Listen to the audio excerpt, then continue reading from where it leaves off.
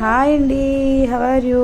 నేను మీ Soujanya. Welcome to నాన్య ఎనీథింగ్ ఫర్ లైఫ్. ఈరోజు న్యాచురల్ హెన్నా ఎలా రెడీ చేసుకోవాలో మీకు తెలియజేయాలనుకుంటున్నాను. న్యాచురల్ హెన్నా అంటే మనం చెట్టు దగ్గరికి వెళ్ళి నేను ఆల్రెడీ హెన్నా తెచ్చుకున్నాను, దాన్ని డ్రై చేసుకున్నాను. డ్రై చేసుకున్న తర్వాత ఇప్పుడు దాన్ని గ్రైండ్ చేసుకొని పౌడర్ చేసుకున్నాక హెయిర్కి ఎలా అప్లై చేయాలో చూద్దాం. బాగా గ్రైండ్ చేసి పౌడర్ చేసుకున్నాక అప్లై చేసుకున్నాము. కానీ ఇప్పుడు న్యాచురల్ హెన్నా దొరకాలంటే షాప్కి వెళ్ళి అడిగినా అంత కెమికల్స్కి సంబంధించిందే వస్తుంది. న్యాచురల్ బార్గండి అంటున్నారు కానీ న్యాచురల్ ఏం రావట్లేదు. అలాగే చెట్టు దగ్గరికి వెళ్ళి తెచ్చుకోవడం కూడా కష్టమే. నాకైతే అందుబాటులో ఉంది కాబట్టి నేను తెచ్చుకోగలిగాను. అందరికీ అలా అందుబాటులో ఉండాలని లేదు కదా.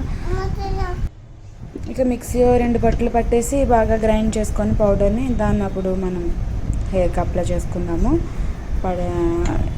ఇంకా అప్పుడు ఏంటంటే ఎక్కడ చూసినా కూడా కెమికల్ అంటున్నాను కదా, అందులో కూడా మళ్ళీ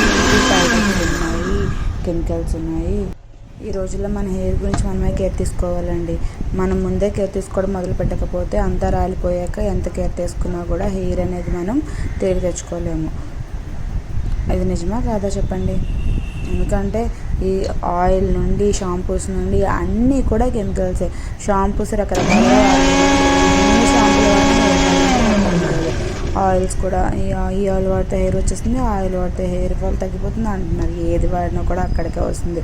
మెయిన్ స్ట్రెస్ అనేది ఉండకూడదు. ఈ రోజులో స్ట్రెస్ లేని లైఫ్ స్టైల్ రావాలంటే ఎంతో అదృష్టం ఉండాలి. నాకు తెలిసినంత వరకు ఏదో ఒక స్ట్రెస్ ప్రతి మనిషికి ఉంటూనే ఉంటుంది. చూడండి, పౌడర్ అయ్యింది. ఇంకొంచెం బాగుంటుంది. ఇంకొకసారి పౌడర్ చేసుకుంటే బెటర్ ఏమో.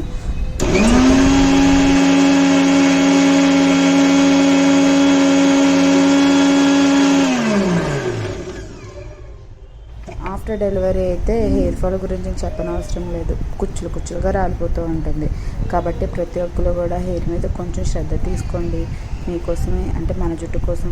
జుట్టు అనేది మనిషికి చాలా వేరియేషన్ తీసుకొస్తుంది, ఉన్నప్పటికీ లేనప్పటికీ. ఇంకా ఈ పౌడర్ ఇలా అయింది. ఆ పౌడర్లో కొంచెం పెరుగు కలుపుకొని హెయిర్కి అప్లై చేసుకుంటే చాలా బాగుంటుంది. హెయిర్ న్యాచురల్ కలర్ వస్తుంది.